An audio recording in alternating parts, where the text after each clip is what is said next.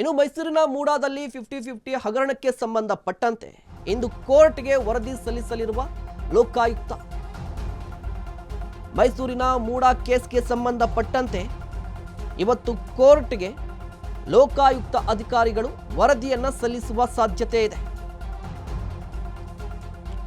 ಮೈಸೂರು ಲೋಕಾಯುಕ್ತ ಎಸ್ಪಿಯಿಂದ ವರದಿ ಸಲ್ಲಿಕೆ ಸಾಧ್ಯತೆ ಇರುವಂಥದ್ದು. ಮೈಸೂರಿನಿಂದ ಬೆಂಗಳೂರಿಗೆ ತೆರಳಿದ್ದಾರಂತೆ ಎಸ್ಪಿ ಉದೇಶ್ ಅವರು. ಸುಮಾರು 400ಕ್ಕೂ ಹೆಚ್ಚು ಪುಟಗಳ ವರದಿ ಸಲ್ಲಿಕೆ ಸಾಧ್ಯತೆ ಇದೆ. ಮುಡಾ ಹಗರಣದ ಬಗ್ಗೆ ಲೋಕಾಯುಕ್ತ ಅಧಿಕಾರಿಗಳು ತನಿಖೆಯನ್ನ ನಡೆಸಿದ್ರು.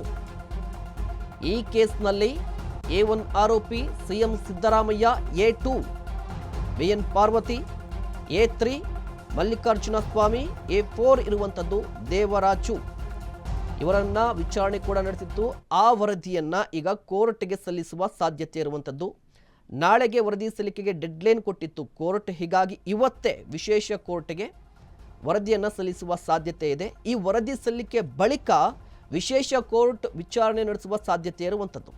ಮುಡಾ ಕೇಸ್ ಈಗ ರಾಜ್ಯದಲ್ಲಿ ಸಾಕಷ್ಟು ಸದ್ದನ್ನ ಮಾಡಿತ್ತು. ಅದರಲ್ಲೂ ಕೂಡ ಸಿಎಂ ಸಿದ್ದರಾಮಯ್ಯನವರಿಗೆ ಒಂದಿಷ್ಟು ಸಂಕಷ್ಟವನ್ನು ಕೂಡ ತಂದಿದೆ. ಲೋಕಾಯುಕ್ತಾಧಿಕಾರಿಗಳು ಸಿದ್ದರಾಮಯ್ಯವ್ರಿಗೂ ನೋಟಿಸನ್ನು ಕೊಟ್ಟಿದ್ರು. ಅವರು ವಿಚಾರಣೆಗೆ ಹಾಜರಾಗಿದ್ದರು, ವಿಚಾರಣೆಯನ್ನು ಎದುರಿಸಿದ್ರು. ಅದೇ ರೀತಿಯಾಗಿ ಪಾರ್ವತಿಯವರು ಕೂಡ ವಿಚಾರಣೆಗೆ ಹಾಜರಾಗಿದ್ದರು. ಮಲ್ಲಿಕಾರ್ಜುನ ಸ್ವಾಮಿಯವರು, ದೇವರಾಜ್ ಅವರು ಕೂಡ ವಿಚಾರಣೆಯನ್ನು ಎದುರಿಸಿದ್ದಾರೆ. ಈಗ ವಿಚಾರಣಾ ವರದಿ ಇದೆಯಲ್ವಾ, ಆ ವರದಿಯನ್ನು ಲೋಕಾಯುಕ್ತ ಅಧಿಕಾರಿಗಳು ಕೋರ್ಟ್ಗೆ ಸಲ್ಲಿಸುವ ಸಾಧ್ಯತೆ ಇರುವಂಥದ್ದು. ಡೆಡ್ಲೈನ್ ಇದೆ ನಾಳೆಗೆ, ಇವತ್ತು ಸಲ್ಲಿಸಲೇಬೇಕಾಗಿರುವಂಥದ್ದು. ಈ ವರದಿ ಸಲ್ಲಿಕೆಯ ನಂತರ ಮತ್ತೊಮ್ಮೆ ವಿಚಾರಣೆ ನಡೆಯುವ ಸಾಧ್ಯತೆ ಕೂಡ ಇರುವಂಥದ್ದು.